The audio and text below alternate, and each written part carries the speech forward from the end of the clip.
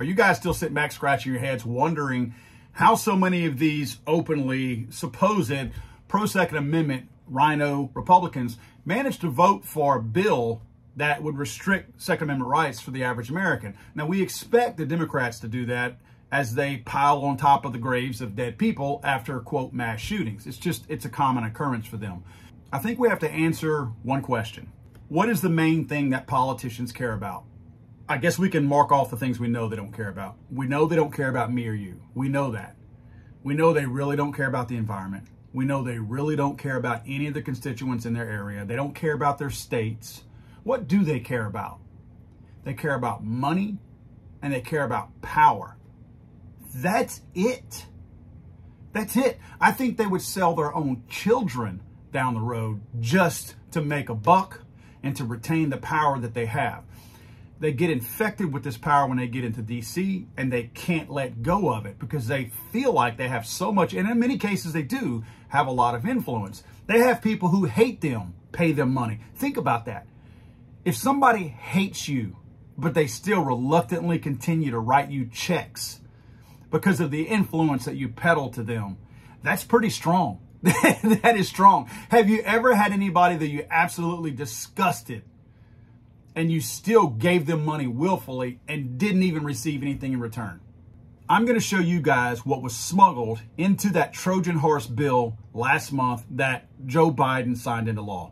Now, the first stop is to understand what a pharmacy benefit manager is. PBMs are huge. They're essentially brokers in the pharmaceutical industry, and they do several things. More notably, they bargain with pharmaceutical companies to determine drug prices. Then they decide which drugs are covered by your insurance. They also decide which pharmacies are in and out of your health insurance network. They decide how much you, the pharmacy, and your insurance company are going to pay for a drug. Sounds kind of weird, right? Sounds like the fox guarding the hen house, because the drug manufacturers are going to pay the PBM what they call a rebate, which is essentially bribe money. It's a way to say, here, I'm going to give you X amount of money in order for you to peddle my drugs. The drug manufacturers then sell their drugs to the pharmacies. Now, where the PBM gets you in this deal is the PBMs will do what they say is a clawback. It's the difference when the copay is higher than the reimbursement cost of the drug. Now, let's remember that the PBM has negotiated not only that copay, but also the reimbursement cost of the drug. So the PBMs are building in a clawback, which is, again, bribe money that they take back, because they're encouraging the pharmacies and the insurance companies to actually charge the consumer, you and I, more money on the copay, which more than covers the cost of the drug, and they keep the difference. So they're actually making money off of screwing the insuree like you and I. Now, the drug manufacturers are paying good money, again, through these rebates, because what the PBMs do is they create what's called formularies. Formularies are just a fancy word for a list of drugs, a list of approved drugs that insurance plan is going to allow or reimburse for, because the PBMs are getting money from everybody. They're getting money from the manufacturer, they're getting money from the pharmacy, and they're getting money from the insurance company who's insuring the likes of you and I. So what essentially happens is you get your larger companies, let's say a Pfizer, for instance. Pfizer is huge, right? Let's use Viagra, for instance. They offer the blue pill at a certain rate. The PBM negotiates that rate. Well, the drug manufacturer themselves pay the PBM bribe money to be on that list, to be on that formulary, to say this is what is going to be approved drug under your current plan with your insurer. How come generics aren't thrown into that also? And how come generics aren't suggested more often? The reason why is simply because the generic companies are smaller, have less money, have less bribe money, way less bribe money. They don't have gazillions to throw at these PBMs to bribe them to put them on their list. So in a lot of cases, those generics are left off the list. So you are purposely getting screwed and left out to not have the generic on there. Now, can the pharmacies just suggest a generic? No, they can't. In their contracts with the PBMs, in many cases, they're forbidden from telling you and I, hey, there is a cheaper alternative, which is the generic. If you ask, and there is one, in many cases, it's cheaper for you to pay full price for that generic drug than to pay with your copay and get it from your insurance company, because the PBM has made it so hard and jacked the price up on that generic to encourage you to get that Pfizer instead of that generic, that in many cases, it's cheaper for you to just say, I'm not even going to use my insurance. I just want to pay cash for it. And you're going to get it in a lot of cases cheaper than you would with a partial pay on a copay. Essentially, the bottom line is no other industry out there has somebody like a PBM who controls money in and money out, gets paid from 3 different people, a massive conflict of interest the entire way, and the person who gets screwed in all this is the person at the end of it. That's me and you. You hear the White House and a lot of people in Congress blame the drug companies, the manufacturers, for being the reason why drug prices are so high. Now, I'm not taking up for the manufacturers at all, but they are not the only reason why, because the PBMs are driving that cost up because you're taking the profit from the pharmaceutical company out of the picture, so they have to somehow or another make it up, so they jack their price up, and meanwhile, the PBM is jacking their price up. These two guys work in consortium. They may be enemies, so to speak, on the playing field, but they are equally responsible, the pharmaceutical companies and the PBMs, of rising drug prices. It ain't just one of them. Now, to that point, you guys might remember the argument of insulin costs a few years ago. The president of Eli Lilly and Company claims the cost of discounts and rebates accounted for 75% of the list price of insulin. So they're saying that it ain't the cost of our product. Our product is only 25% of the cost. We're paying so much in rebates that that's 75% of our overall cost. That tells you where a lot of that money's going. It ain't necessarily the manufacturer.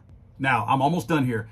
None of this is illegal. All of this is allowed because Congress makes those laws. Let's remember money's involved, okay? Keep that in the back of your mind. Under the federal anti-kickback statute, you may not knowingly and willfully offer, pay, solicit, or receive anything of value to induce or reward for referrals of federal health care program business. But guess what? PBMs, pharmacy benefit managers, do not fall under this rule. It's not like it's flying under the radar, because this is open for debate all the time about how the PBMs are stealing money from people and they're exempt from this rule to get this bribe money. Congress actually attempted to put a law into place to take away that exemption from these PBMs. But that law being implemented has continuously been pushed back time and time again. In fact, the Biden administration, immediately when they came into office, pushed that back a year. And now, according to the Build Back Broker plan that got pushed into place, I want to say they pushed it back an additional 3 years. So already this law was getting pushed back at least 4 years. Why does that matter? In the law that the Biden administration just signed into law, that Democrat and Republican House members and Democrat and Republican senators also agreed to, and they also agreed to the amendments in the law of this anti-gun bill. Guess what was slipped in there? If you go over to page 21, Title 3, Other Matters, Subtitle A, Extension of Moratorium. This is not going to make much sense, but I'm going to read it to you anyway. Extension of moratorium on implementation of rule relating to eliminating the Anti-Kickback Statute safe harbor protection for prescription drug rebates. Friends, we're at a point where 18 million Americans cannot pay for at least one of their prescription medications. And I imagine that number is going up higher and higher as we fight fuel costs, food costs, inflation, energy costs. The average American is bringing home so much less money. And our politicians saw fit to slide a provision into this bill that had nothing to do with firearms, nothing to do with safety. In fact, did more harm than good, because it means that the Americans are going to be on the hook for this scam for an additional year on top of the years that's already been pushed in. That's what our politicians were thinking about.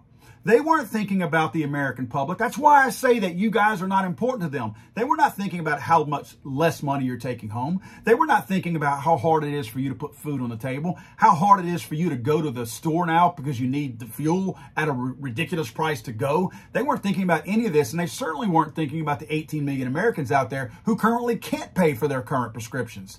Yet they were giving this safety net, if you will, to these PBMs to continue to jack prices up along with the manufacturers, so that in the next 5 to 6 years, you're going to be paying these huge amount of costs.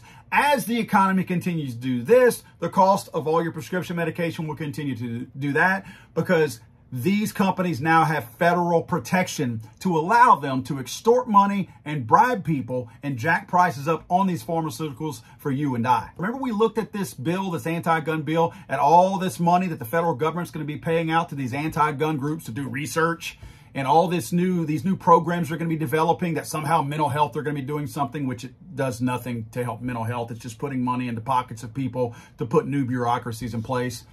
All that money going out there, we scratch our heads, where's it coming from? A lot of it comes from here.